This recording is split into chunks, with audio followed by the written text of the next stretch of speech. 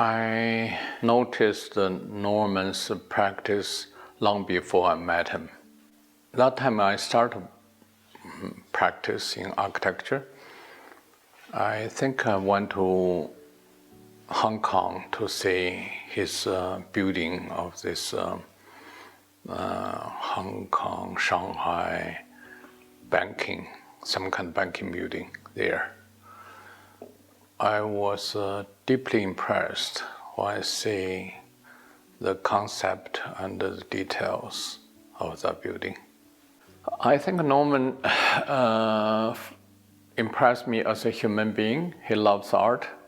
One at a show in Hauskunst Munich, he came to the opening as a very busy person, and he and his wife, Elena, and always warm to me, and his wife every prize gave me first show in Spain, and even just last week we were together, and they're the same, passionate and warm. At the time, I was very involved with architecture. We started to do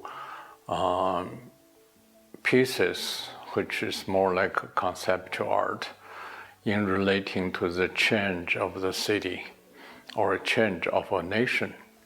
We traveled many locations to trying to record what is going to be taken down, taken away, destroyed, and what is going to be built. So that landscape is temporary. So from 2007, I started to make that kind of recordings, or I would say evidence about before and after. And when I got involved with National Stadium, Olympic Stadium, I realized the building Norman Foster is designed is going to be accomplished, called Beijing National or International Airport. And the stadium, both of them have no record about how it's being built.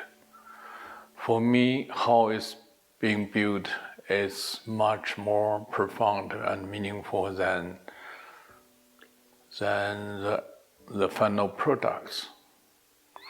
So we already started to do the recordings, about bird nest, but at the same time asked Norman. I said, I really want to do the photo history or photo recordings about the building process. He absolutely support me, and we started the process.